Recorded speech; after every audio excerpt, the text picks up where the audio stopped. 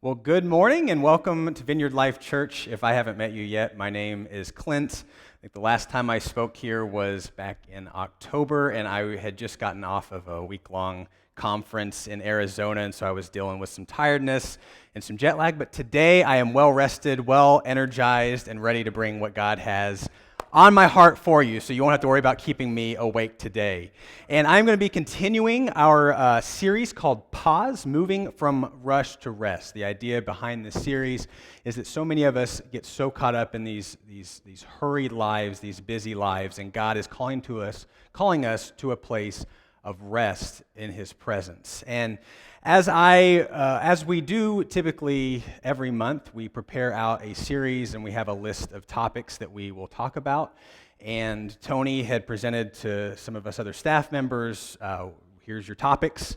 And I looked through the list to see what would stand out to me, and it happened to be Sabbath that stood out to me. Now, I will preface this message by saying that before this last month, I had actually never practiced Sabbath, like actually intentionally practiced Sabbath. And God highlighted it, though. So again, as He seems to be doing with every message that I speak up here, He's trying to show me something that I don't know. And so today I want to go through the journey that I had this last month with Sabbath, and hopefully I can convince you guys how important it is. And if I can't convince you, maybe I can entice you with some research. Just by a show of hands, how many of you guys would say you would like to add 10 more healthy years to your life? All right. Good. I use the keyword healthy because some of you are like, I don't know if I want to live an extra 10 years depending on the conditions. Well, there was a few years ago, there was a survey done by a doctor, and the doctor cited some of the happiest people on earth. And near the top of the list was a group of Christians called the Seventh-day Adventists.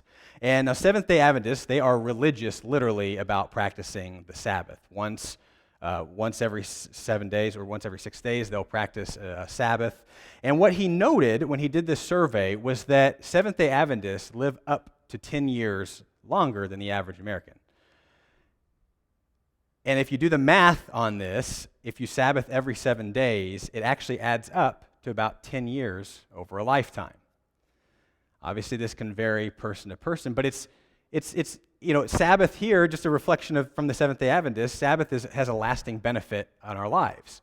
So then, if Sabbath is so essential, why don't we do it? And that's what I'm going to look at today with you guys. And for me in my journey, I had to kind of step back and think, okay, where do I begin with Sabbath? And with Sabbath, you have to understand, okay, what's where do we begin? What's the importance of Sabbath? And so we're going to go all the way to the very beginning of the Bible in the Genesis, a passage that you guys may have heard many a time before. We're going to look at it today in a fresh way.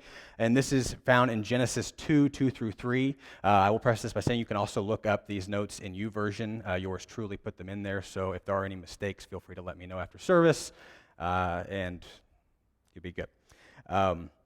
So Genesis 2 through 3 here says, on the seventh day, God had finished His work of creation, so He rested from all His work. And God blessed the seventh day and declared it holy, because it was the day He rested from all His work of creation. So here we see that God modeled Sabbath from the dawn of creation. He clearly set up this framework of what He wants our lives to look like. This is what He finds to be important in His, so He wanted to model that for our lives. And He has established this, to make us closer to Him. And He has designed it specifically for us. If I think about all the other religions out there, and think about how many religions out there is God, is their leader, care that much about them that He is setting a whole day apart and aside for them. I sure know our God does. And when I think about this, how it just applies to me on a personal level, God allowing us to have a time of Sabbath. When I was going into this message, I approached Tony and I said, hey, I don't currently Sabbath. I know I'm supposed to talk on this topic, but I have no idea where I'm going to be going with this. And so I was like, hey, can I take a Sabbath day during the week? And I've been so grateful that, in ministry that Tony has been very gracious to allow me to take a day and to be flexible with that. And it really has been so life-giving. Can I just ask, how many of you do currently practice a Sabbath? Perfect. Okay, so I'm not just preaching to the choir. Okay, so, but But yeah, so, this is just such an important part of our lives, and he's established it to bring us closer to him. And Jesus reflects the sentiment towards the Pharisees in Mark 2:27. He tells the Pharisees, "Then Jesus said to them, the Sabbath was made to meet the needs of the people, and not the people to meet the requirements of the Sabbath." And we'll come back more to this verse later, but I just want to just keep emphasizing this framework that clearly God saw the Sabbath as an important day of rest and encountering himself, and then Jesus here sees this. So I believe it's important to identify that there are things that get in our way. For me, when I wanted to start practicing Sabbath, there were a lot of things that I had to identify in my own life that kept me from encountering God and having this time away with him. And so the first thing that I believe is a stumbling block in our lives is disinterest. I think for many of us, we associate Sabbath as some long list of to-dos, or that it might be boring and there's just, why would I want a Sabbath? I've already got a busy enough life. I can't incorporate this, and I think of this, oftentimes I reflect back in the Old Testament and in Jewish culture. There were these 39 forbidden Sabbath activities, and you can put that up on the screen for me. And this whole huge long list here is, if you look at it, it's very intimidating, okay? So in Jewish culture, this whole list here, I will say, if you don't know what these are, Google them. I had to look some of them up. Do I have any bakers in the room? Anybody that likes baking? So Sabbath isn't for you, right? It's not going to bring you rest and recovery. If we're going by these Jewish, these rabbinical laws here, if your house catches fire, number 36 there, you're not going to be able to put out your house. So good luck resting when your house is caught fire. And so, when I look at this, this just looks absolutely dreadful. And for my teens over here, if you get bored at any point during my message, if you guys could look up some of those words for me, that'll keep you entertained. So I'll allow it for this message, right? All right. So how did we get here? How have we got all of these things in our minds that are so intimidating? Well, it's because man has taken something that God intended for good and made it religious and weighty, and something that God never did intend in the first place. And so we're going to look now more at the scripture that I referenced earlier, to Jesus' view on the Sabbath and what God's real intent is with it. And we actually see that Jesus lives contrary to all of these rules. We actually see a lot of the accounts of Jesus, and I didn't really hone in on this until here just this last month, when I started researching where Sabbath is referenced and all of these things. And when we see a lot of the accounts of Jesus being confronted in Scripture, it says, on the Sabbath, Sabbath, Sabbath. And I think Jesus is trying to make a clear point to us that it's so important to him, right? And so we're going to look at Mark 2:23 through 28, part of the verse that I mentioned earlier. We're going to pick up in verse 23, and it says, "One Sabbath day, as Jesus was walking through some grain fields, his disciples began breaking off grain to eat." Now, if you remember the list that I had mentioned earlier, one of the first three items on there was you just can't harvest anything. You can't go out into the field and plow, do any kind of farm work. But yet that's what Jesus and his disciples were doing here. But the Pharisees said to Jesus, "Look, why are they breaking the law by harvesting grain on the Sabbath?" Jesus said to them, "Haven't you ever read in the Scriptures what David did when he and his companions were hungry?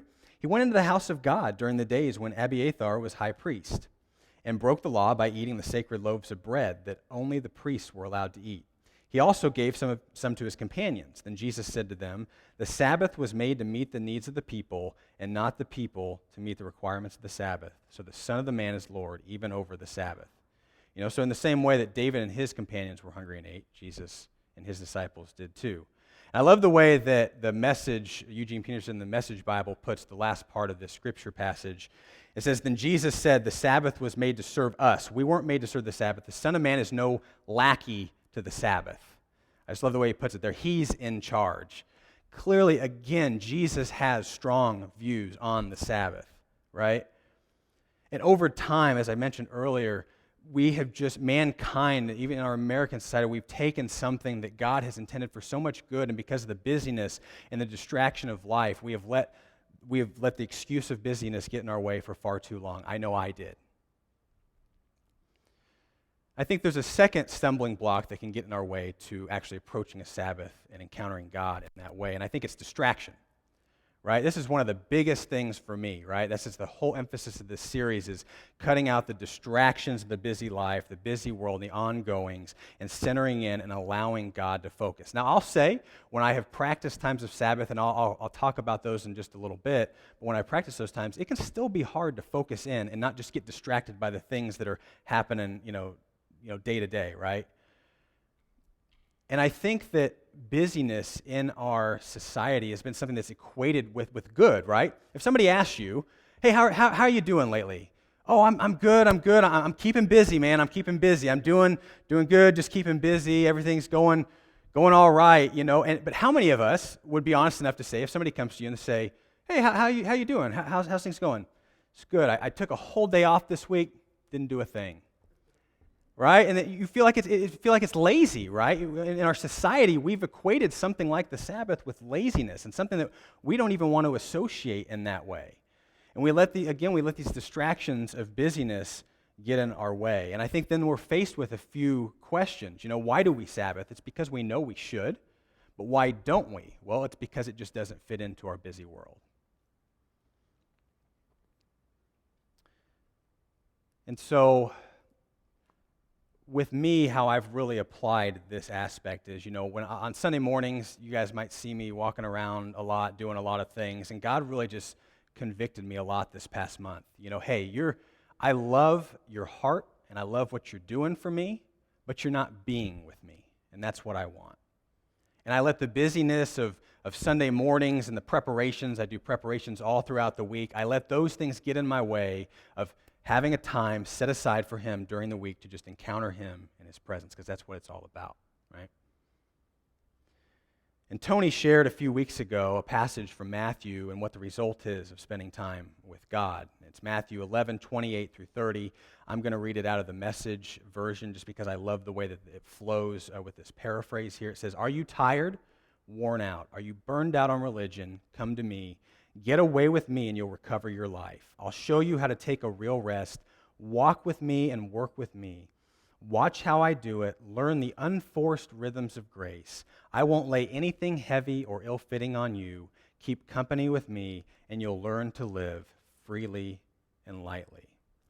And here we see that all it takes is getting in God's presence. And as we get in God's presence, we encounter that and we just feel the weights of the burdens of the busyness of life just lift from us. And there were times that I took to avoid those distractions, and when I did, and I focused in on God, and I reflected on passages like this, and how emphatic that God is he just loves us. He just loves us. This is all because he loves us.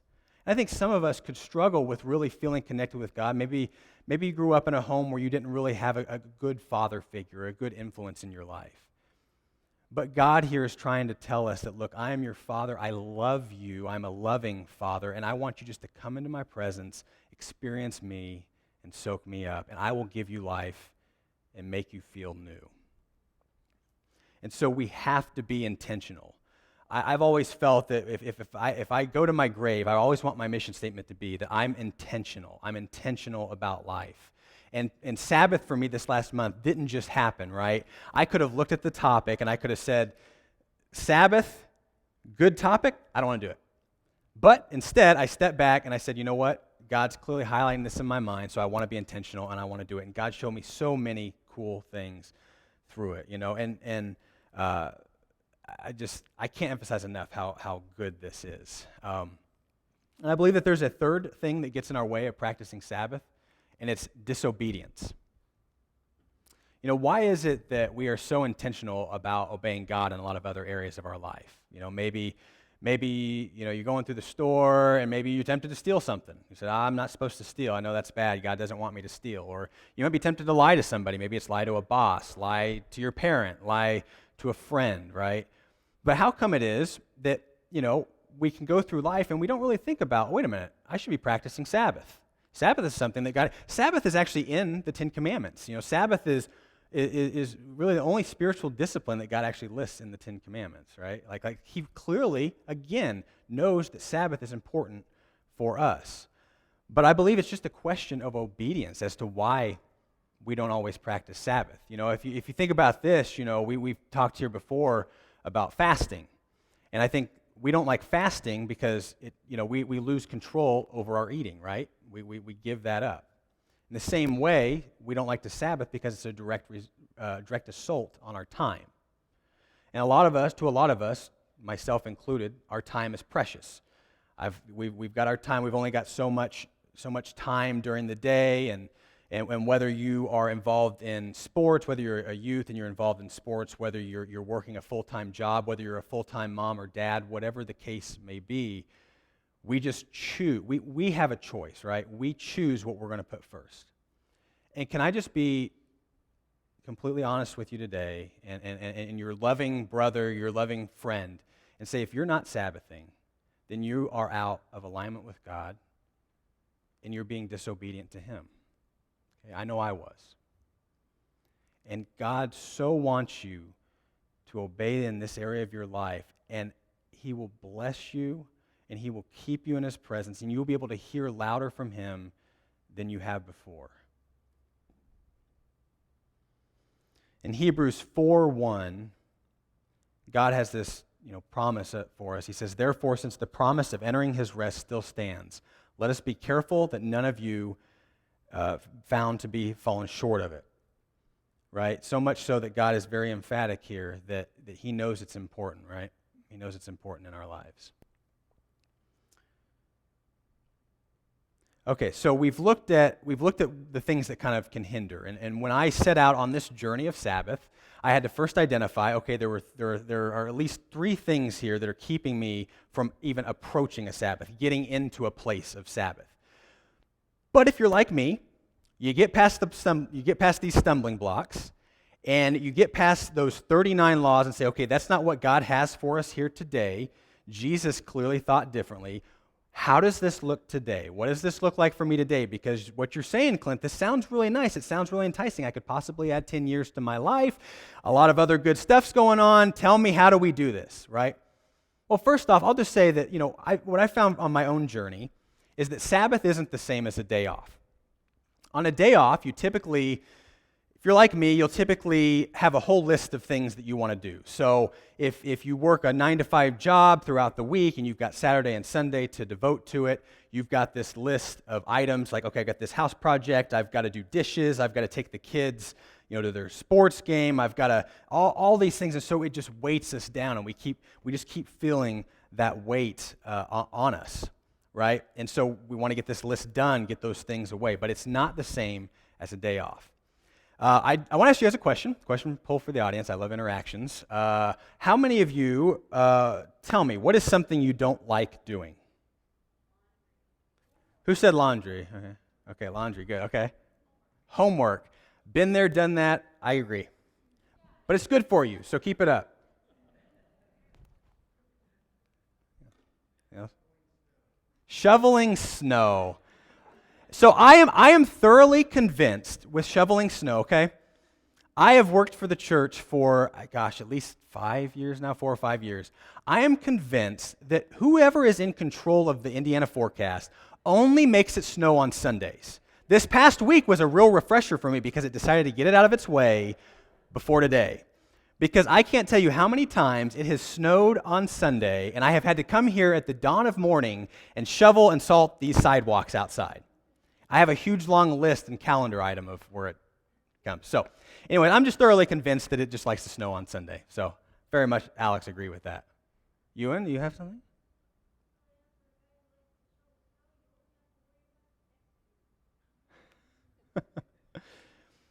So let me frame it for you this way. Okay, Sabbath is opposite day. Think about those things that you normally don't like doing as part of your day.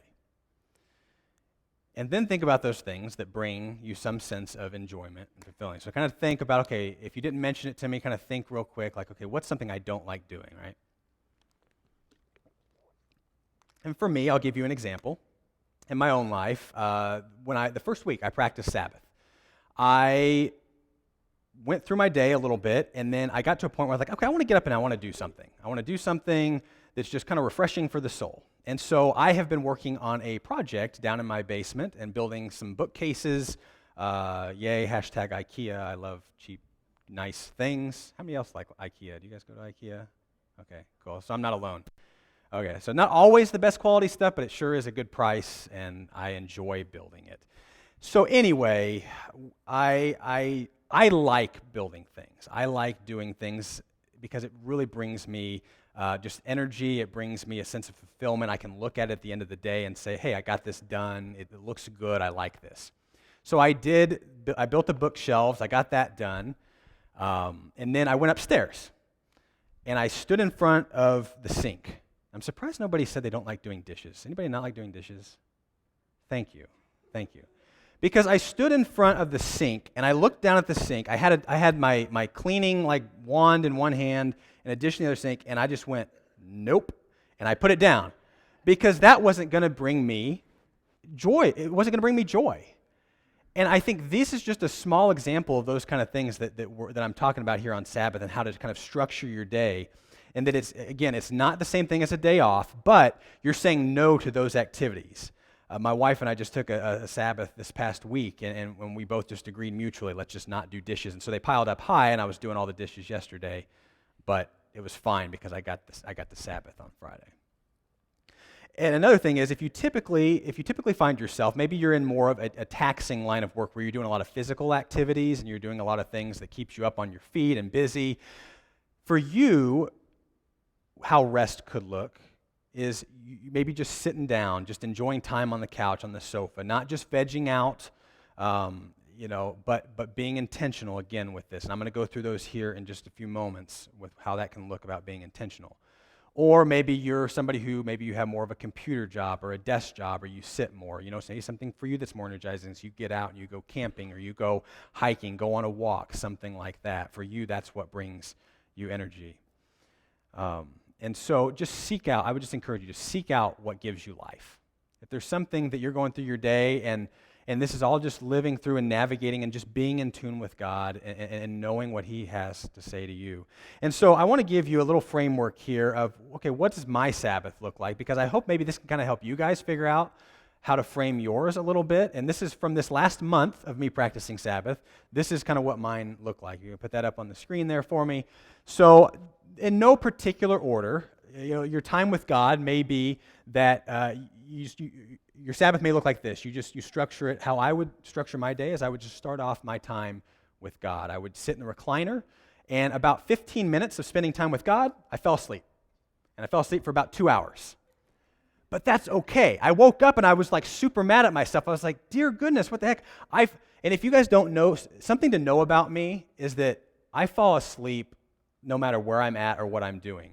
My wife will be the first to tell you how annoying and how frustrating it is that I'm the one who says, hey, hon, let's watch a movie tonight. And literally within like the first 5 minutes, she looks over and she's like trying to talk to me or laugh to me about something, and I'm just like dead asleep. I'm like dead asleep. My mouth's like wide open, and I'm snoring or whatever. And there was one time we went to Disney and we were hanging out with some friends. So we have a lot of friends. I'm an extrovert. I feed off of energy. I like that, right? And I was like falling asleep during this movie. We just had a whole long day. And I was like, all I need to do is drink Dr. Pepper and I'll stay awake. I drank like 2 cans of Dr. Pepper and still fell asleep. So it was pretty meaningless for that. But anyway, so then you just make time to eat. We got to refresh the body and soul. Unless God has specifically told you to fast that week or that day, obviously eat. We want to refresh that. I would say limit social media and online shopping. So for me, this was a huge one. For me, I find it so easy to just turn on my phone and start scrolling and start looking. And I think we'll all admit that when we look online and we start seeing what's going on in the social media world, the news world, that's just a stressor right there, right? Like that's just a huge stressor in our lives. And I've turned off notifications on my Sabbath. I just turn that off, right? And I would even go so far as to discourage or encourage you away from maybe online shopping. There's a lot of things that go into that, but it can also add extra stress in your life, things that you don't need to add to a day that's supposed to be restful and encountering God, right? And enjoy time with others. Do something else that I enjoy. So, this is something that for some of you, like I mentioned before, if you like spending time with others, do it. If you're not as big on spending time with other people, then just spend that time alone by yourself, right? The biggest thing that I found on this journey for me is to listen to the convictions and the inspirations. And what do I mean by this? It's when I was telling you about like when I was doing the dishes, right, versus building the shelves. I can't tell you fully how to Sabbath. To each person here, it looks different. But to me, the best thing that helped me was as I was going throughout my day, I would, if I start my time just encountering God, being in His presence. I would go and I would find another activity, something that would bring me rest. I might listen to a sermon, a message. I might listen to a podcast, worship music, something like that. Just something that's going to bring me life, right? But then there might be something else that God says, okay, that comes in my mind and says, okay, I think that's enough. That's not really bringing me a lot of rest, right? Like I like to do, I play every now and then. I'm not as big of a sports guy as I am. Like I've got a Nintendo Switch, right? So I'll play that, but like I play it for like an hour, right? And then I realize, wait a minute, this is not honoring God anymore, right? It was good at first because it's bringing me a little bit of enjoy and rest, but then I just reached this point. When I was a kid or a teen, I didn't do so much. I would just play like nonstop, right? But then as I got older and have come to a point like with this that I'm mentioning here, it's staying in tune to those things and knowing, okay, how much is too much? And that's what this is all about, is knowing how much of these things do I need to let come into my life? How many of these things do I need to give back to God in such a way that will honor Him?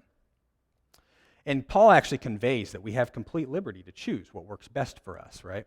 Romans 14:5-9 says, Paul says, in the same way, some think one day is more holy than another, while others think every day is alike.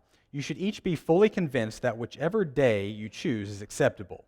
Those who worship the Lord on a special day do it to honor Him. Those who eat any kind of food do so to honor the Lord, since they give thanks to God before eating, and those who refuse to eat certain foods also want to please the Lord and give thanks to God. We do not live for ourselves or die for ourselves. If we live, it's to honor the Lord, and if we die, it's to honor the Lord. So whether we live or die, we belong to the Lord. Christ died and rose again for this very purpose, to be Lord of both the living and the dead. So again, this is between you and God. To some of you, you may encounter God walking out in the woods, going on a hike. To others of you, you may encounter God just in the presence of your living room or bedroom, right? It's going to look different to each person. Some of you have families. Some of you had kids. So you're saying, Clint, all this stuff is good. I love what you're saying, but I got kids. I can't commit a whole day to this. Or I've got an employer that they're not as awesome and amazing as Tony is. They're not going to give me a whole day off, right? And that's okay. Find what works for you. Make it in those small ways, right? Find those ways that work in your own life. So for me, I took 3 weeks and I Sabbathed by myself. This last week, my wife was off work on Friday she works 1 weekend a month.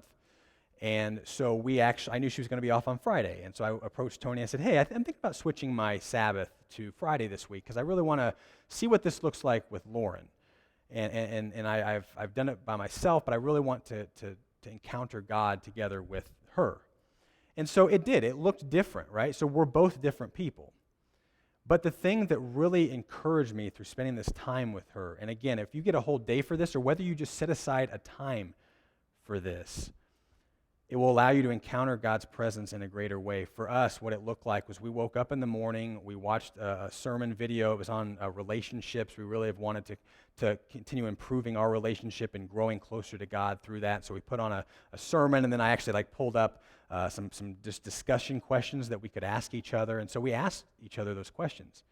And I'll be honest to say, we actually hadn't done that in over a month or more, just devoted that time just to do that. We have date nights and things like that, but we really just weren't intentional about encountering God. And this is this is a result of Sabbath, right? It allows us to be more intentional. It allows us to encounter God in ways that we've never encountered Him before, or that we're not willing to in our busy week, right?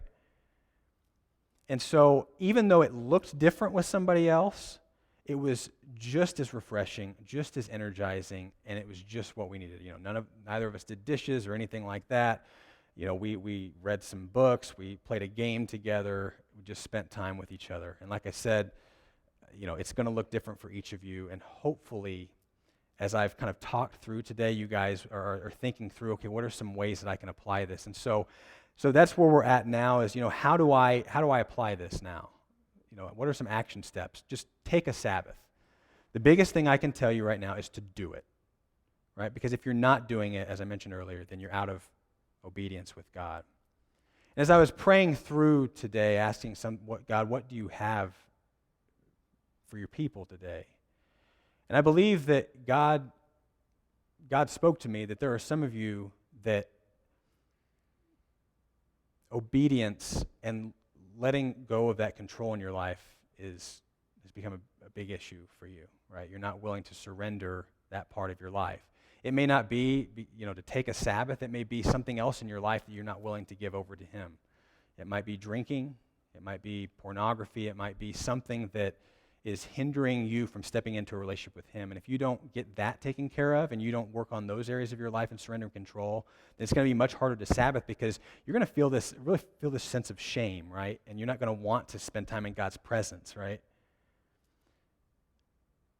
And so as we close today, if I could just have you guys stand with me,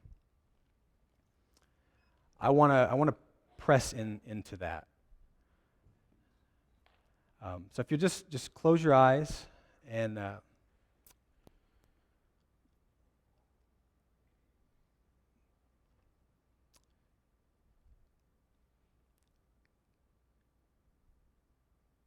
God, today, I believe that there are those in the room who are struggling with this area of just letting go of control. Letting go of those things in their life that are keeping them from you, letting go of those hindrances and stumbling blocks in their life, God.